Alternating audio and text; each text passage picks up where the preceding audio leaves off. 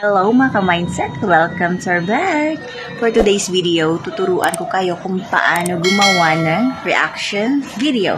Tara, samahan niyo ako!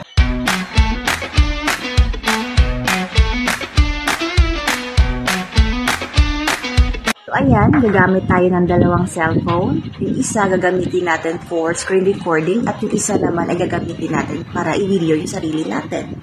Okay, sige, umpisa na natin. So una, i-on na natin yung screen recording natin. Tapos piliin natin yung video na gagawa natin ng reaction. Ayan siya. Ayan. Tapos, play lang natin yung video, panoorin lang natin siya. Tapos pag gusto na nating mag-react, pause. Tapos ayan, magre-react tayo. Ayan, o yan si baby ko yan. Nagpunta kami ng mall, konting shopping ganun. 'Di ba? Pili-pili ng mga frozen meat kasi paborito niya yan. 'Di ba ang saya-saya ng mga bata? Ganun na 'yon. Tapos play na naman, nood na naman tayo nung video.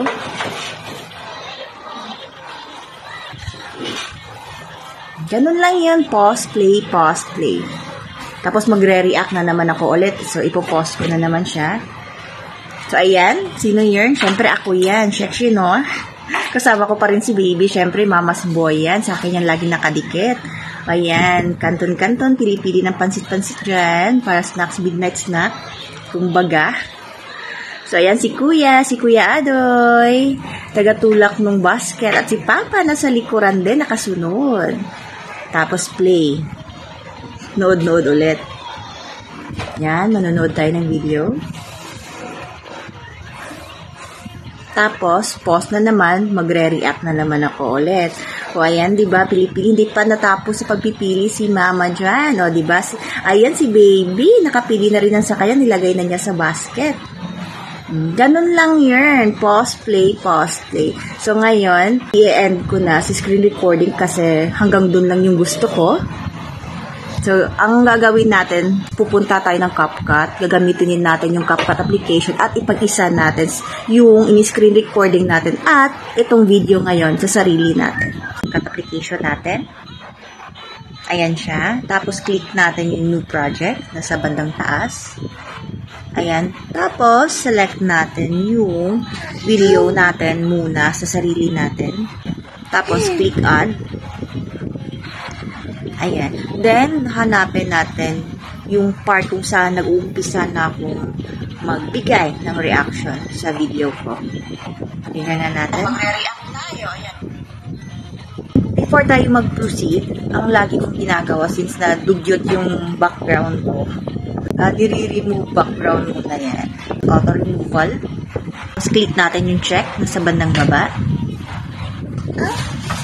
Ayan siya. So, na-remove na yung background niya. Ngayon, i-move natin to picture natin dito sa may bandang gate. But before natin gawin pala yan, punta muna tayo sa yung ratio niya para nasa tamang size tayo. Select natin 16:9. Ayan siya. Click check. Tapos, yun, i-move natin dito sa bandang gilid yung picture natin. Ayan. Tapos, lalakihan natin siya ng konti. Konting laki lang. Ayan. Lalagyan natin yung yan ng background. Hanapan natin ng magandang background. So, ayan. Mamili tayo ng background, yung lagi kong ginagamit. Yan yung pipiliin kong ang background. Tapos click check. Yan siya. So yan na. May background na tayo. Ang gagawin naman natin next, click natin si overlay. Click natin ulit si add overlay. Punta tayo sa photos. Ayan siya. Hanapin natin yung naka-download ko na cellphone case. Ayan siya, na naka-green. Ayan.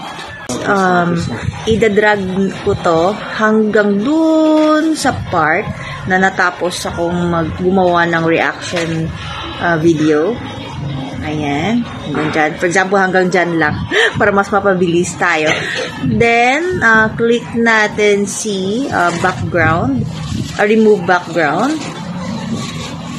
Click natin si Chrome key para matanggal natin yung color green dyan. Tapos, itong circle, dapat dyan naka-point yan siya sa kulay green. Ayan.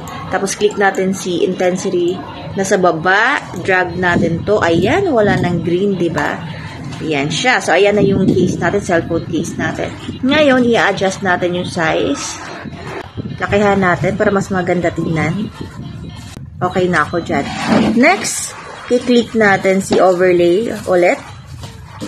Piliin natin yung video ng in-screen recording natin. Ito siya. Saglit. Yan siya.